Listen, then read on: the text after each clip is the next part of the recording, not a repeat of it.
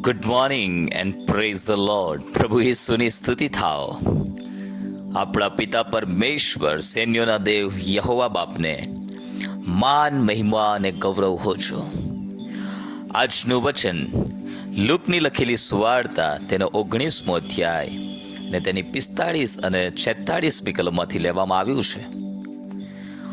પછી તે મંદિરમાં ગયા અને વેચનારાઓને અંદરથી કાઢી મૂકવા લાગ્યા.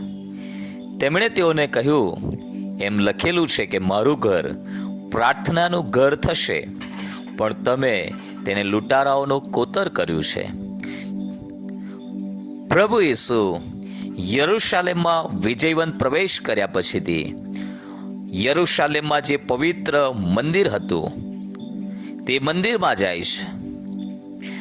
આ મંદિર એ સૌથી પ્રથમ સુલેમાન દ્વારા બાંધવામાં આવ્યું હતું, પણ પછી નબુખાદનેસ્સાર દ્વારા તેનો નાશ કરવામાં આવ્યો હતો, તેને તોડી પાડવામાં આવ્યું હતું.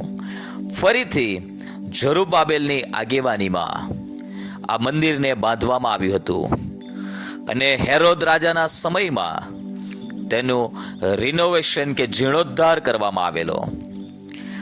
આ મંદિર એ તો યહૂદીઓને માટે અતિશય પવિત્ર સ્થાન હતું, પરંતુ આ મંદિર જે ઉદ્દેશ સાથે બનાવવામાં આવ્યું હતું, જ્યારે સુલેમાન રાજાએ મંદિર બાંધ્યું અને પછીથી તેનું સમર્પણ કર્યું, ત્યારે તેણે પ્રભુને વિનંતી કરી હતી કે પ્રભુ, તમારી નજર આ મંદિર ઉપર હંમેશા બની રહે, જેથી કરીને જે કોઈ વ્યક્તિ આવે ને આ સ્થળે પ્રાર્થના કરે તો એની પ્રાર્થનાઓ માન્ય કરવામાં આવે. આ મંદિર બાંધવા પાછળનો ઉદ્દેશ એ પરમેશ્વરને પ્રાર્થના કરવાનો હતો, પરમેશ્વરને સાથે મુલાકાત કરવાનો હતો.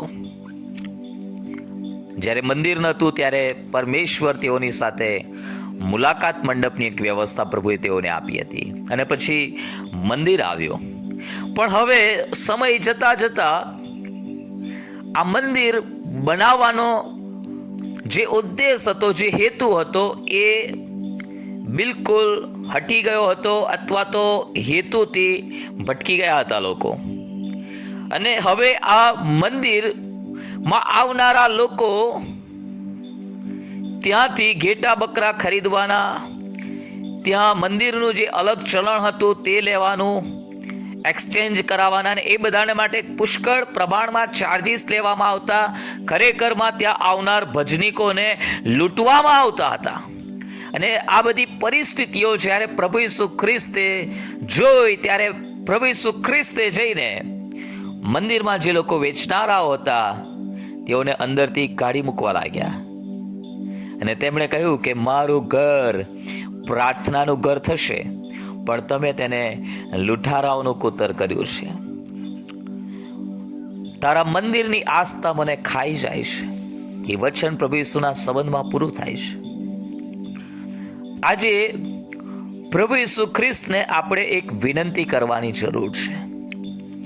જેવી રીતે પ્રભુ ઈસુ ખ્રિસ્તે યરૂશાલેમના મંદિરમાં પ્રવેશ કર્યો અને મંદિરનું શુદ્ધિકરણ કર્યું, તેવી જ રીતે આપણું શરીર પણ એ જીવતા દેવનું મંદિર છે. કરંથીઓને પહેલો પત્ર 3 અધ્યાયને 16મી કલમ કહે છે, તમે જીવતા દેવનું મંદિર છો અને દેવનો આત્મા તમારી અંદર વસે છે. એ શું તમે નથી જાણતા? દેવનું મંદિર તો પવિત્ર છે. આજે આપણે પણ જેમ એ સમયના ધાર્મિક લોકોએ, આગેવાનોએ પ્રભુના એ પવિત્ર મંદિરને લૂંટારાઓનું કોતર બનાવી દીધું હતું, એવી જ રીતે આજે માણસ પોતાના શરીરરૂપી મંદિરને, જે ઈશ્વરનું રહેવાનું ઘર, જે અસલ ઘર છે, એને પાપ દ્વારા અને અનેક પ્રકારના પાપ અને દૂષણો દ્વારા, જોવા દ્વારા, બોલવા દ્વારા, સાંભળવા દ્વારા, વિચારવા દ્વારા, કૃત્યો દ્વારા સતત આ મંદિરને એક શું કહેવાય કે અશુદ્ધ કરી રહ્યો છે, મલિન કરી રહ્યો છે. અને આપણે પોતે આપણા જીવનને જાણીએ છીએ. આપણે જે પાપ કરીએ છીએ બીજું કોઈ જાણતું નથી કદાચ, અને ઘરમાં કોઈને ખબર નથી, પરંતુ તમે પોતે જાણો છો કે તમારું જીવન એ કેવું છે. અને એટલા માટે પ્રભુને વિનંતી કરો કે પ્રભુ તમે મારા જીવનમાં આવો. પ્રભુ ઈસુ તમારા પવિત્ર લોહીથી મારા હૃદયને શુદ્ધ અને પવિત્ર કરો. મેં અત્યાર સુધી જે પાપોને અપરાધો કર્યા છે, તમારી વિરુદ્ધમાં પાપ કર્યું છે, વ્યભિચાર કર્યો છે, મૂર્તિ પૂજા કરી છે, જુઠ્ઠું બોલ્યો છો, કે પછીથી એવા જે પણ ભૂંડા કામ પરમેશ્વરની વિરુદ્ધમાં છે એ આ શરીરમાં રહીને કર્યા છે, એ બધાની મને ક્ષમા આપો. મને શુદ્ધ અને પવિત્ર કરો, મને પવિત્ર બનાવો. પ્રભુને વિનંતી કરો. પ્રભુને કહો, પ્રભુ મારી આંખોને પવિત્ર કરો. આ શરીરનું શુદ્ધિકરણ એટલું બધું અગત્યનું છે, મહત્વનું છે કે પ્રભુ ઈસુ ખ્રિસ્તે કહ્યું કે જો તારી આંખો તને ઠોકર ખવડાવતી હોય તો એને કાઢીને ફેંકી દે. કેમ કે છટતી આંખો એ તું નરકમાં જાય તેના કરતાં આંધળા થઈને સ્વર્ગમાં જવું સારું છે. જો તારો જમણો હાથ તને ઠોકર ખવડાવતો હોય તો એને કાપી નાખ. છતાં હાથે તું નરકમાં નંખાય એના કરતાં વગર હાથે સ્વર્ગમાં જવું સારું છે. અને એટલા માટે આજે આપણા અવયવોને આપણે એવી રીતે કાપીને તો ફેંકી નથી દેતા લિટરલી, પરંતુ એ દરેક બાબત જે આપણને ઠોકર ખવડાવે છે, જે આપણને પાપમાં પાડે છે, જે આપણા ઈશ્વર સાથેના સંબંધોમાં આડરૂપ બની રહી છે, આજે એ બાબતોને કબૂલ કરીએ અને પસ્તાવો કરીએ, પ્રભુની પાસે માફી માંગીએ અને પ્રભુને કહીએ કે પ્રભુ આજે પ્રભુ કોરડો લઈને એ શુદ્ધિકરણ નથી કરવા માંગતા. આજે પ્રભુ ઈસુ ખ્રિસ્તે મારા ને તમારા માટે જે બલિદાન આપ્યું છે અને તેમના મૂલ્યવાન રક્તથી તે મને ને તમને શુદ્ધ કરવા માંગે છે, પવિત્ર કરવા માંગે છે, આપણો ઉદ્ધાર કરવા માંગે છે અને આપણી અંદર તે વાસો કરવા માંગે છે. પરમેશ્વર પવિત્ર છે અને તે પવિત્ર જગ્યામાં રહેવાનું પસંદ કરે છે. જો તમે તમારા હૃદયમાં ઈસુ ખ્રિસ્તની પવિત્રતાને પ્રાપ્ત કરી લેશો, એ તમારી અંદર રહેશે. હાલેલુયા. કરંથીઓના પત્રમાં પ્રેરિત પાઉલ કહે છે વ્યભિચારના પાપને બહુ મોટું પાપ ગણાવે છે અને કહે છે વ્યભિચારથી નાશો. કેમ કે બીજા બધા જ પાપ એ શરીરની બહાર કરો છો, પણ વ્યભિચારનું પાપ એ તમે શરીરમાં કરો છો, દેવના મંદિરની અંદર રહીને કરો છો. અને એટલા માટે તેનાથી નાસી જાઓ. બાઇબલની અંદર બે પાપો વિશે બહુ બધા જ પાપ એ પાપ છે, પણ બે પાપો વિશે બહુ ગંભીરતાથી આપણને કહેવામાં આવ્યું છે. એક તો મૂર્તિ પૂજા, અને મૂર્તિ પૂજા એ આત્મિક વ્યભિચાર છે. આપણો પરમેશ્વર એ જીવતો ઈશ્વર છે. તેમણે કહ્યું કે મારા સિવાય તમારે કોઈ અન્ય દેવ ના હોય.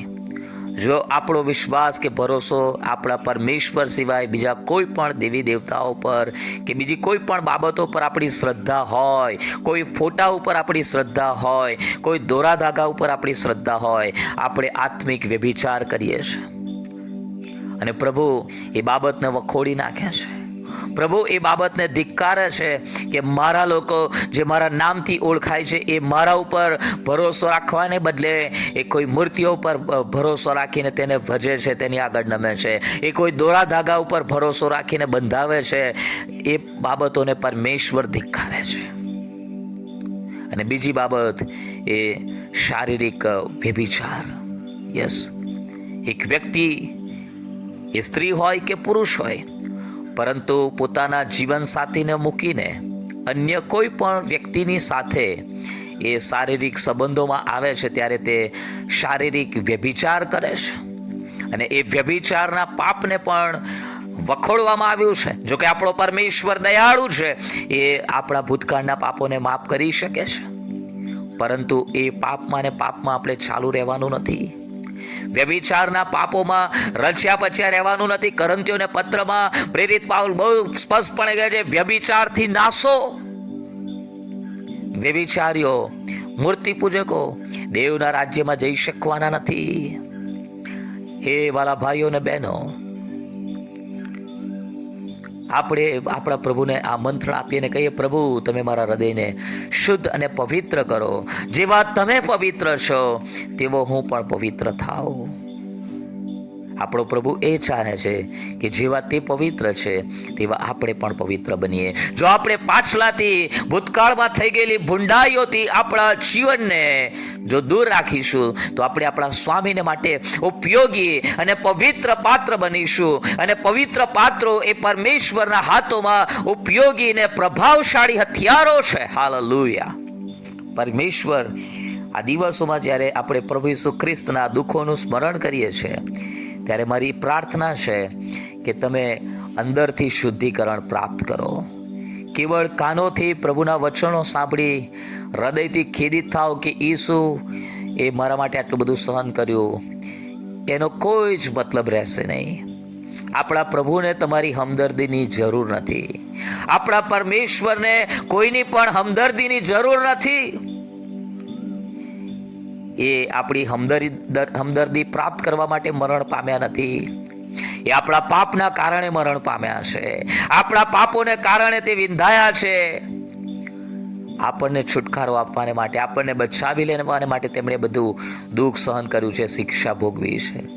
એ ત્યારે આનંદિત થશે જ્યારે આપણે ખરા હૃદયથી તેમને આપણા શરીરોનું જીવતું પવિત્ર અર્પણ કરીશું અને પ્રભુને કહીશું, પ્રભુ હવેથી હું નહીં, મારી શારીરિક અભિલાષાઓ નહીં, પણ તમે મારામાં જીવો, તમે મારામાં રાજ કરો. પ્રભુ આ વચનો સમજવાને માટે અને એ પ્રમાણેનો સમર્પણ કરવાને માટે તમારી અને મારી આપણા બધાની સહાયને મદદ કરો. God bless you. Have a nice day.